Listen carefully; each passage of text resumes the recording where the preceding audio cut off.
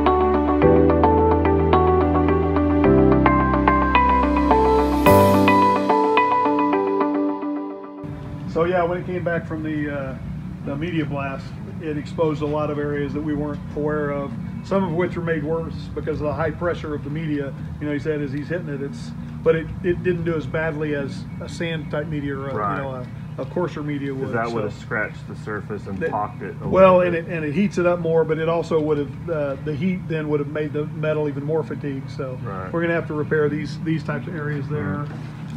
Right there in the corners. And then both of the wheel wells have a little bit of in this area here. So we're gonna I'm gonna find out about getting just some replacement pieces and welding those in. And so this panel right here is the panel that Toby's working on right now to kind of correct what the previous guy did, because I gave him the engine out of this to do some welding work, and we're ended up basically having to redo most of it just because he didn't do the proper prep behind here. When Toby pulled this up, it's like he didn't treat the rust or anything. Oh, he didn't grind it. So yeah, didn't grind it. Didn't not even weld on spray primer or anything. Oh, so man. It's like that's helpful. So yeah, so we're having to redo this. So this is the second time I've done that. Anyway, so it's going to take more body work than I thought. Look, if you look right here, here's an example of how bad a job he did on some of this. See this panel here? It's behind here. Actually, Toby has fixed that one. Toby's fixed that. This was pushed in on one side. It was bulged out on the other, and so yeah, we went back and fixed that up. But it's going to take a little bit of metal work still to clean it up. Yeah, see, there's a depression right there. Right. So. Okay. Yeah. Yeah. Kind of right in that little area. Just attention to detail would have made it so much easier. Right. This the Bondo got blown away here and it repaired. This was a previous repair that was bondoed over. I didn't have any idea it was there. Not rust or anything, just a ding, and that's obviously where they used the puller to try to pull the bump out. They didn't do a very good job, so they ended up having to bondo over it. Yeah. So what year is this? 78. 78. Okay. And the last year they made them in the U.S. was 79. They're phased out of here. Sure. They still made them in Mexico and Canada, or I don't know about Canada, but Mexico, Latin America, and stuff. Sold them down there. This body style. This body style. The more right, squared off yeah, one. the Vanagon in the States. But they continued to sell these like in Mexico and stuff. And at some point, I don't know if it was that year or the next year, and I think that maybe the reason they went to the Vanagon is because it was now water cooled versus the air cooled. Oh, okay. Well, in Mexico, they kept building these, but they did them water cooled. And if you remember, I said that was one of the options for how to cool the engine. Yes. Was down in Mexico, they just put the radiator on the front, Uh-huh. as you know, on front of the spare tire, or where the spare tire would be. Yeah. And that way it got the cooling air back, and they vented it back. Well, that's a long distance to go. The air-cooled engine is fed this way. Right. We're just taking it one step further and taking that air. Oh, kick saving the beauty.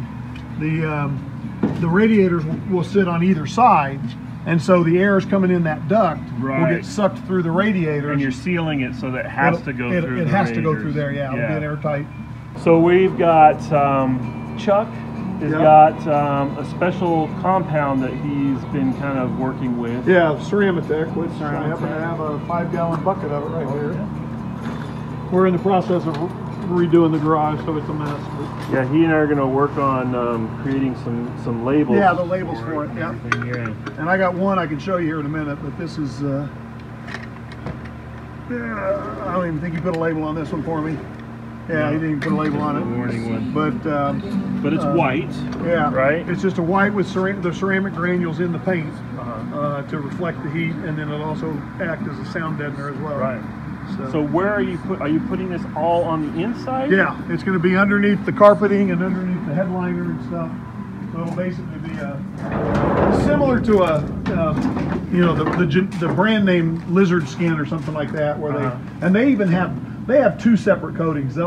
If you want to do soundproofing and heat, or insulation, they have two different processes or two different materials that you spray on one first. I don't even remember which one goes on first, but spray on the heat insulation one first, and then the sound deadening, or vice versa. Okay. I don't know why you need two products. It seems like they're going to do the same thing either. Right. So are you going up the sides too? With the we'll do the inside of the doors too, because that way instead of hearing this, it'll deaden. It'll be thud, like that. Type thud, thing. Yeah.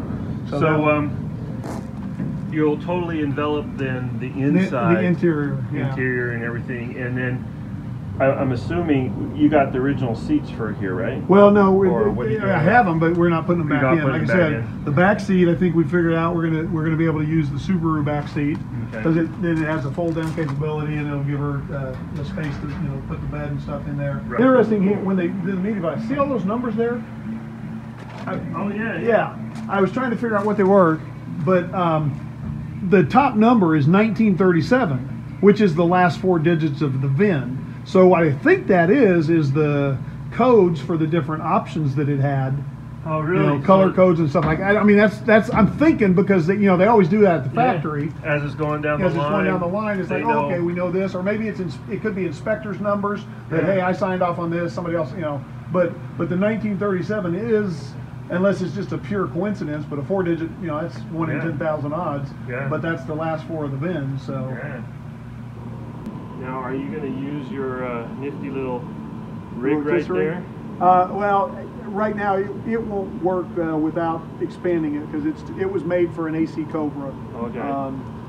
And the one in Iron Man that he fell on. Oh yeah. Yeah, the guy, the pilot friend of mine, bought that car from the movie company. Somehow he got his hands on it, and he thought about fixing it, and he decided no, he'd leave it the way it was. He took it to Barrett Jackson to try to sell it, didn't sell it, but then a few weeks later, I guess, the Gas Monkey garage in Texas. Richard Rawlings. Decided he wanted to buy it after all and stuff, so he bought it from him, and then he turned around and sold it for, this guy, I think, my pilot buddy, I think lost money on the deal from what Richard paid him for it and what he had put into it, and then Richard turns around and sells it for like 2 or 3 times what he paid for it, so he just wrong place at the right time or right place at the wrong time or something. So Shelby, if you spin around and look at this contraption here, it's a car rotisserie. So you stick your car on there, and you're able to spin it around so that you can... Yeah, on the longitudinal axis. And like I said, it's a little too short for the bus. I have to expand it a little bit. This center bar... Probably even the height, too, yeah, maybe so. But this center bar is not part of the rotisserie. That is what I added, because we did use it on the bus to raise the rear end up. Oh. So what I did is... Sorry, it needs to be greased. This one. These are the holes for the bumper mounts. Oh yeah. So we screwed the bumper into the you know, like this was the bumper, and then I could raise the whole rear end of the car. So I got some photos of it. Yeah. With the rear end jacked up. Okay. So we could get under there and work on the engine compartment easier and do some when we were doing the rear axle stuff. And this is basically goes up and down with the come alongs. Yeah. Yeah. Okay. Raised it up with that, and then so like I said, the idea is. And like you said, I think on the bus I'd have to even raise the height. I hadn't looked at it. Yeah. Because I wasn't really planning on using it. For what we're doing on the bottom, since it's not a show car per se, we can paint it well enough, putting it on the lift in the shop probably, and the just joys of having a lift in your garage. Yeah. And then the top, and it can be, it'll be down to paint that. So. Yeah. You know, to do a frame off restoration and use this, you're talking every nut and bolt, meticulously done and all that. This is going to be a daily driver, so it's not.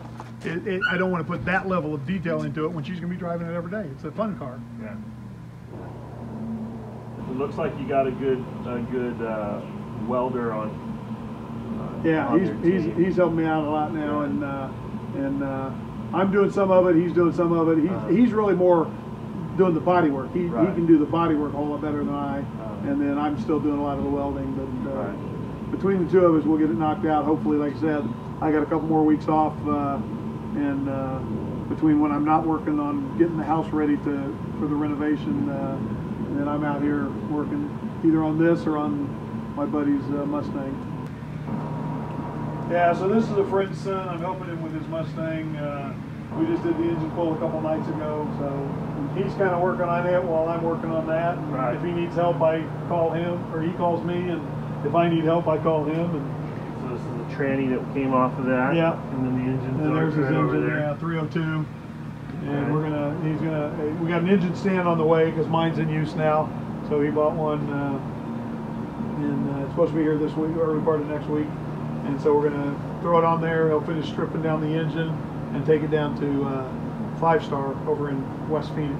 Okay. And they'll totally just they'll be able to magnaflux and make sure the block is good, and then if it needs boring out, they can bore it out, and they'll upgrade it as much as he wants. He can get the heads from them. They'll redo the heads he's got. I think he must have put some high performance heads in it. So then they'll just do the bottom end without the heads, and he can pick those up later. Is he gonna be painting it too? Yeah, he's gonna go back to a teal. This not this color blue, but a blue enough that, that we won't have to do a total off. The jams will be close enough that you can. But yeah, I mean we are gonna gut it enough that we can. It'll be a good paint job. Again, it's gonna be his daily driver, so it doesn't have to be perfect, but it'll be darn close. We'll have to come back and see how this check goes it out. too. Yeah.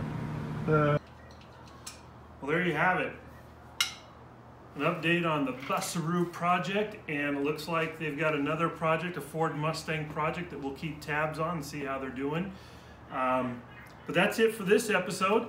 Thank you for watching. If you haven't already, please subscribe. Check that bell notification if you like, and give us a thumbs up or a thumbs down if that's how you are. But until next time, keep on wrenching.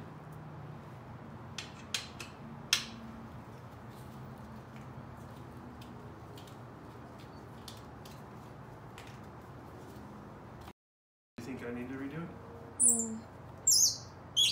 I'm not saying anything. Well, come on, you have some creative. I think it was good. Anything you'd do different? Oh, I think it was good. Okay. Awesome. And this video is a blooper. What?